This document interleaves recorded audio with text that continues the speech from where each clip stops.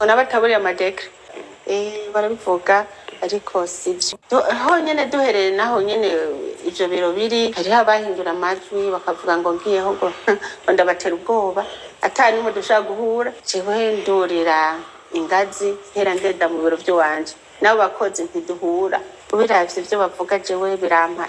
Subire musangwe kaze mwese banywanyi bacu mukunda kandi mugakurikira inkuru n'ibiganiro dutambutsa kuri no chaîne yanyu harino yacu ya YouTube Shiramatsiko TV.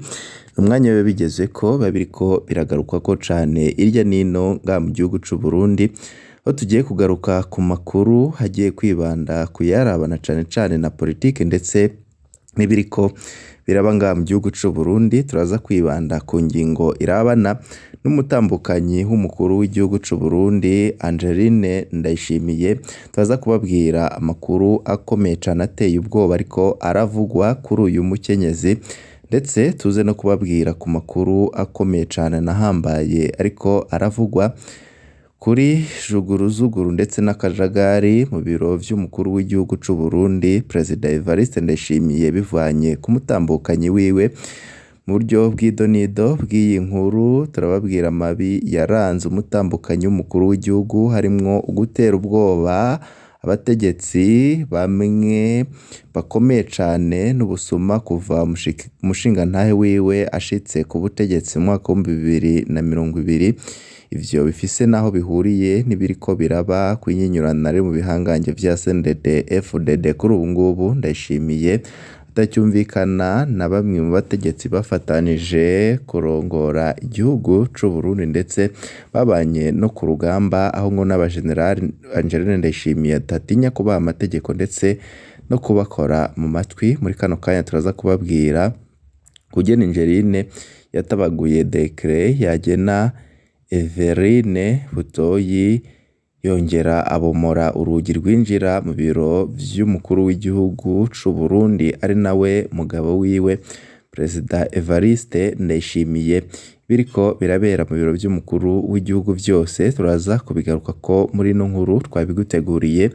Wayo tarafyonda kuri sabone canke subscribe wafyonda ko kugira igihe cyose turonse amakuru n'ibiganiro bene nkibi usuba mu mbere bashikirwa navyo n'amakuru tuba twatoje amasoko yacu atandukanye nyene akora irya yino nga mu gihugu c'u Burundi, twabashikiriza bimwe abategetsi b'u Burundi batabashaka yuko bija ahabona bivanye n'amabakomeye cane akunda kuranga buno butegetsi bwa Ndayishimiye. Kuko nari mpejeje kubikubwira, Angeline Ndayishimiye yaratabaguye dekere yagena Everine Butoyi yongera abomora urugi rwinjira mu biro vy'umukuru w'igihugu c'u Burundi Perezida Evariste Ndayishimiye. Muti vyagenze gute? Vyatanguye gute? Mu kiganiro aherutse kugirana n'iradiyo y'abongereza BBC Gahuza, umupfasoni w'umukuru w'igihugu Angeline Ndayishimiye yararahiye ararengwa ko amabi bamuvuga ko ari ukumwambika ibara. Yamara naho yagerageje kwiyeza imbere y'umumenyeshamakuru Siriyake Muhawe nayo wa BBC Gahuza, Angeline asa n'usuka amazi ku mugongo w'imbata kuko ivyiwe abarundi barabimenye, kandi umuvugizi w'umukuru w'igihugu w'ico gihe yaranse kuvyemeza canke ngo abibeshuze. Makuru dukesha BBC Gahuza imubajije ko yoba yosha umushingantahe wiwe ko yoba ari kagarara ku buryo umutegetsi adashaka ataragama mu mabanga. Angeline yabanje kwiruhutsa imbere yuko atangura kwishura iki kibazo.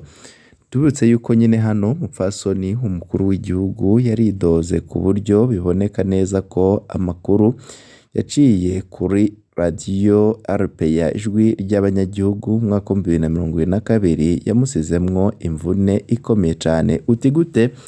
Bamenyesha amakuru ba RPA bashize ahabona ingene Angeline yatabaguye dekere yagena Everine Butoyi. Mwumve ko ukuri mwashize ahabona kwasize ibimaramare vyinshi kuri Angeline Ndayishimiye. Eka n'inkuru yanyu kuko ugena Angeline yimuriye ibiro vyiwe mu biro bifatanye n'ivy'umushingantahe wiwe akoreshamwo yaramusesereje cane. Ico kibazo nyine ca BBC Gahuza yakishuranye agahinda kenshi, ariko yagumye abihakana, yongera yerekana ko ababishize ahabona bakoreshwa na shetani. Angeline Ndayishimiye narire yihorere, kuko abavyeyi baho ba mbere nibo bavuga ko uwubikoze bidakwiye kumutera isoni. Umupfasoni w'umukuru w'igihugu yaratabaguye dekre yagena Everine Butoyi mu mwaka wa 2022. Mu nkuru yashizwe ahabone nk'uko twatanguye tubivuga n'iradiyo Ijwi ry'Abanyagihugu RPA muri Munyonyo mwaka wa 2022, umumenyeshamakuru yaratomoye idonido ku kugena umupfasoni w'umukuru w'igihugu yakoze ibidakorwa, akinjira mu biro vy'umukuru w'igihugu agatabagura urwandiko rwari rwatewe ko umukono na Evariste Ndayishimiye umukuru w'igihugu c'u Burundi. Umukenyezi Anosiate Sendazirasa yatanze imihoho mu buyobozi bw'ishirahamwe Mutuelle de la Fonction Publique, maze Evariste Ndayishimiye acategura ingene amusubiriza. Ni muri ubwo buryo muri Mukakaro mwaka wa 2022 umukuru w'igihugu Evariste Ndayishimiye yaciye atera umukono ku itegeko ryagena umukenyezi Everine Butoyi ngo asubirire Sendazirasa. Umutambukanyi w'umukuru w'igihugu nyene ico gihe Angeline Ndayishimiye yaciye asohoka mu biro vy'umukuru w'igihugu afata rya tegeko bizwi nka dekre ryagena Everine Butoyi arigira ubunywenywe. Vyatumye Angeline Ndayishimiye agumuka akanka ko Everine Butoyi agenwa muri ayo mabanga niwe abiziranyemwo n'umugabo wiwe. Abari begereye aho vyabereye bavuga ko iryo shari rya Angeline ryari ryubakiye ku nsaku gusa. Bamenyesha amakuru ba RPA bamenye zino nkuru bazibariwe n'abakorera mu biro vy'umukuru w'igihugu bavyiboneye. Umuvugizi w'umukuru w'igihugu ntiyigeze yubahuka kubeshuza ayo makuru, yagumye ahoze.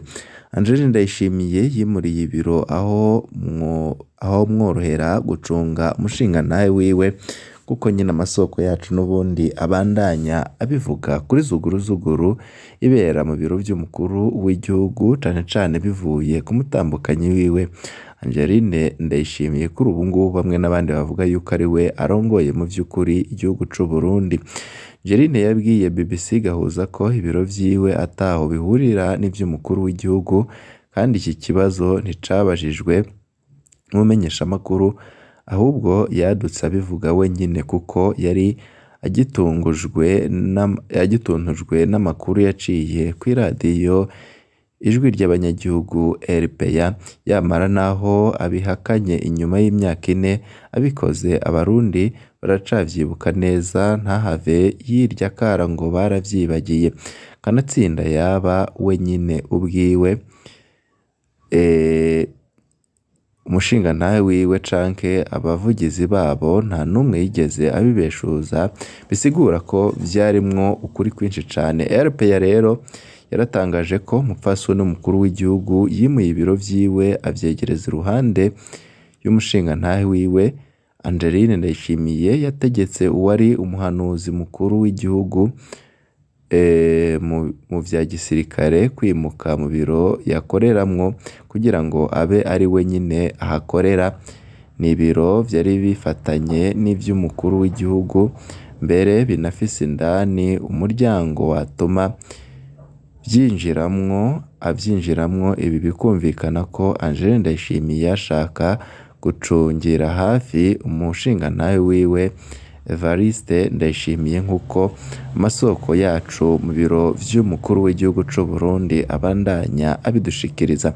Ndibutse yuko kugira ngo acunge neza umushingantahe wiwe, abakozi bo mu biro vy'umukuru w'igihugu babwiye iradiyo RPA ko Angeline Ndayishimiye yaciye abomora umuryango wahuza ivyo biro bibiri kugira ngo umushingantahe wiwe ariko arahema yiyangaje ariko arandika ariko ayaga kuri telefone yakiriye umushitsi azobe ariko abikurikirana byose atakimusoba.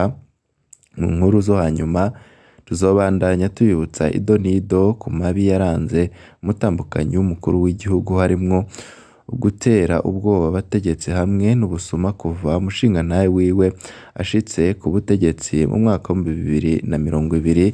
Tubabwire ukugene bamwe mu bajenerali kuri ubu ngubu ariko baridodombera cane uyu mutambukanyi, bamwe bavuga yuko Gervas Ndirakobuca, General Prime Niyongabo bose bavuga yuko uyu mutambukanyi iriwe watumye igihugu kimera uku kimeze muri kino gihe, kitagira umuyaga nkuba, kitagira amazi meza, kitagira amatara ndetse n'ibindi bitandukanye vyankenerwa, aho kuri ubu ngubu uyu mutambukanyi ariwe atuma abakagombye kubafasha umushingantahe wiwe batari kumufasha kugira ngo barabe ivyo nyine amategeko y'umutambukanyi wiwe agira ico azageza ku gihugu, ari byo biriko biratuma muri kino gihe bamwe batakizera Ndayishimiye, babona yuko kagomba kuvaho kuko ari we wacibiciye igihugu, ndetse kuri ubu ngubu bikaba vyaradukiriye n'umugambwe CNDD FDD ukaba utagihurumbirwa.